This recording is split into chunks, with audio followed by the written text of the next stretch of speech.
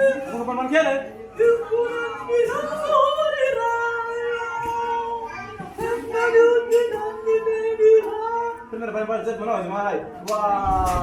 Anarana safira anarako dia rasafitra vola Gilda eto amin'ny filevana Amborovy fitandremana Ambalika fiangonana Ambalika eto an-toerana amin'izao misy fivoriana zao.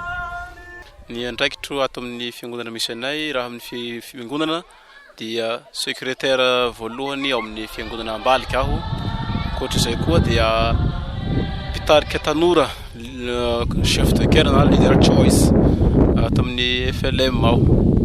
Efa hatry ny 2010 no nitazonako an'io tanora ireo ary efa betsaka tena betsaka efa tsy ato amin'ny faritra Amborovy ihany fa misy synodam-paritany roa synodam-paritany Bohina Mahajanga ny anankiray izay misy azy zao dia synodam-paritany Melaky koa be dia be ny chorale any. Ny isan'ny hirany efa noforoko efa mihoatra ny 100 mahery ihany hatrizay hatramin'izao fa mihoatra efa tsy voaisetsony zany fa ny mampalahelo aminazy zany maro amin'ireny hira ireny miparitaka any lavitra any dia tsy mivoatra maro ny tsy vita playback matetika koa ny chorale ambanivohitra koa ny mihira azy dia mbola tsy afaka tsy ampy le hery ampelantanako zany mba ahafahako manampy izy ireny koa zany be dia be ny hira.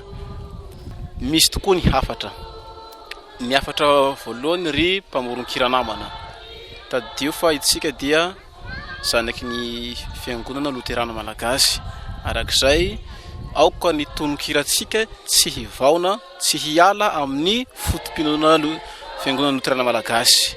Ny manaraka izay rehefa mamorona hira isika io dadio fa fanahy no miteny tsy misy mahavoafetra hoe zao ny atao zao ny ataovy fa misy ihany koa ny hoe fifampizarana traikefa.